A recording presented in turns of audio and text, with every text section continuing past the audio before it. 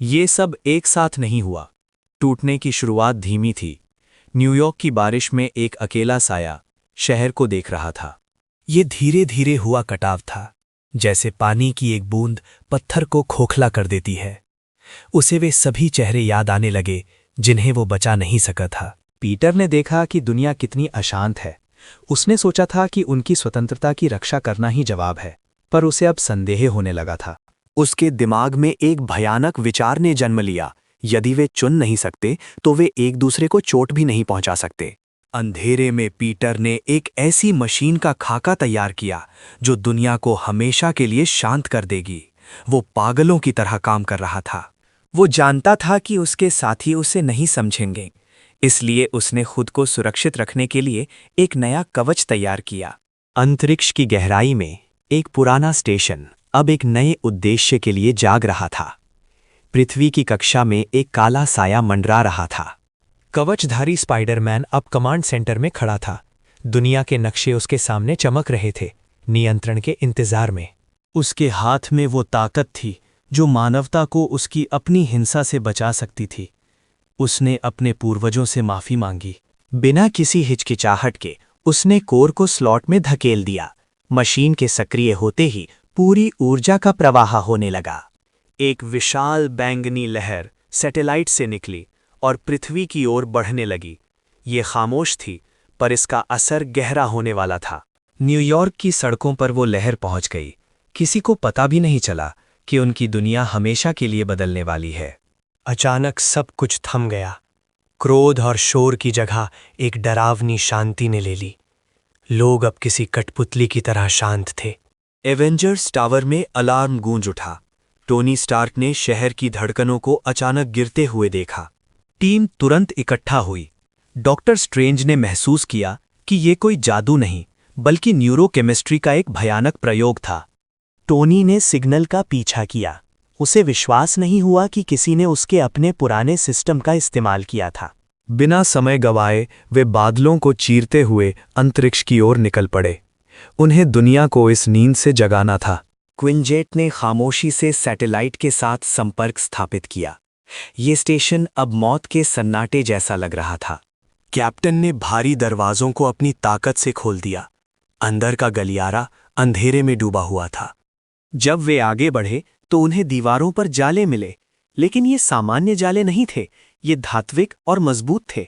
अचानक ऊपर से सैकड़ों लाल आंखें चमकने लगीं। शिकारी अब तैयार थे। स्पाइडर बॉट्स की बारिश होने लगी। अवेंजर्स ने अपनी पूरी ताकत से हमला शुरू कर दिया। थॉर ने अपनी बिजली का इस्तेमाल किया। एक जोरदार धमाके के साथ उसने पूरे गलियारे को साफ कर दिया। वे मुख्य दरवाजे तक पहुंच गए। इसके पीछे वो संकेत था जिसने पूरी दुनिया को खामोश कर दिया था। कैप्टन मार्वल के एक जोरदार प्रहार ने दरवाजे को उखाड़ फेंका। धुएं के बीच से वे अंदर घसे। धुआं छटते ही उन्हें वो दिखाई दिया, एक सिंहासन पर बैठा उनका अपना साथी, जो अब किसी भगवान की तरह लग रहा था। कैप्टन ने समझाने की कोशिश की, लेकिन पीटर अब तर्क सुनने के मूड में नहीं था। स्पाइडरमैन ने शांत लहजे में कहा कि ये गुलामी नहीं, शांति है। अब कोई युद्ध नहीं होगा। टोनी ने पीटर को मशीन से दूर हटने की चेतावनी दी। उसने सिस्टम को हैक करने की कोशिश की, पर नाकाम रहा। पीटर के कवच ने एवेंजर्स की कमजोरियों का विश्लेषण करना शुरू कर दिया। वो इस लड़ाई के लिए तैयार था। आयरन मैन ने हमला किया, लेकिन स्पाइडरमैन की फुर्ती अविश्वसनीय थी। उसने हमले को आसानी से चकमा दे दिया। उसकी स्पाइडर सेंस अब कई गुना बढ़ चुकी थी। वो हर वार को होने से पहले ही देख पा रहा था। उसने टोनी के पैरों को फर्श से चिपका दिया। उसकी वेबिंग अब पहले से कहीं अधिक मजबूत थी। हवा में उछलते हुए उसने टोनी के कवच पर एक छोटा उपकरण चिपकाया।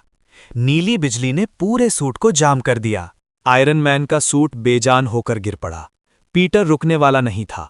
वो अगले लक्ष्य की ओर बढ़ा। कैप्टन मार्वल एक सुनहरी लकीर की तरह झपटी, पर पीटर ने एक असंभव लचीलेपन के साथ खुद को बचा लिया। उसने कैरोल की अपनी ताकत का इस्तेमाल उसी के खिलाफ किया। वो अब केवल एक हीरो नहीं, एक लड़ाकू मशीन था। पीटर ने उसे थोर की ओर फेंका। ये वार सटीक और विनाशकारी था। दोनों हीरो आपस में टकराकर कंप्यूटर सर्वरों के ढेर पर गिरे। हर तरफ चिंगारियां उठ रही थीं। थॉर मलबे से बाहर निकला। उसकी आंखों में बिजली चमक रही थी। वो अपने दोस्त को चोट नहीं पहुंचाना चाहता था। पीटर अब अपनी पूरी ताकत दिखा रहा था। वो थॉर पर एक शिकारी की तरह झपटा। उसने कंक्रीट जैसी जादुई वेबिंग का इस्तेमाल किया जो बुलेट की रफ्तार से निकली। थोर का हाथ और उसका हथौड़ा फर्श से बुरी तरह चिपक गए। एक देवता भी उस जाले को नहीं हिला पा रहा था। कैप्टन अमेरिका ने अपनी ढाल फेंकी। उसने दीवारों से टकराते हुए पीटर को पीछे से निशाना बनाया। बिना पीछे देखे पीटर ने उड़ती हुई ढाल को एक हाथ से पकड़ लिया। ये दृश्य किसी को भी डराने के लिए काफी था। उसने ढाल को फेंक दिया और कैप्टन की आंखों में आंखें डालकर अपनी असल ताकत का एहसास कराया। कैप्टन समझ गया कि वे शारीरिक रूप से उसे नहीं हरा सकते। उसने डॉक्टर स्ट्रेंज को इशारा किया। डॉक्टर स्ट्रेंज ने अब तक केवल समय का इंतजार किया था। उसने पीटर के दिमाग तक पहुंचने के लिए मंत्र पढ़े। अगामोटो की आंख खुल गई। एक तेज हरी रोशनी ने पूरे कमरे को भर दिया, जो पीटर की आत्मा की गहराई तक जाने वाली थी। वो रोशनी सीधे पीटर के माथे से टकराई। उसका शरीर जम गया और उसके दिमाग में स्मृतियों का सैलाब उमड़ पड़ा। सच्चाई पिघलने लगी। सैटेलाइट की दीवारें एक पुरानी याद में बदलने लगीं। पीटर अब किसी और ही जगह था। वो अपने पुराने घर में खड़ा था। क्वींस की वो परिचित खुशबू और पीली रोशनी उसे चारों ओर से घेरे हुए थी। पीटर चिल्लाया कि ये सब एक धोखा है। वो इस भ्रम को स्वीकार नहीं करना चाहता था। तभी दरवाजे पर वे लोग दिखाई दिए जिन्हें वो सबसे ज्यादा प्यार करता था। वे मर चुके थे, लेकिन यहां वे जीवित थे। पीटर अपने घुटनों पर गिर गया। उसने कहा कि वो ये सब केवल उनके लिए कर रहा है, ताकि कोई और दुखी ना हो। आंट मे ने उसे समझाया कि चुनाव छीन लेना जीवन को समाप्त करने जैसा है।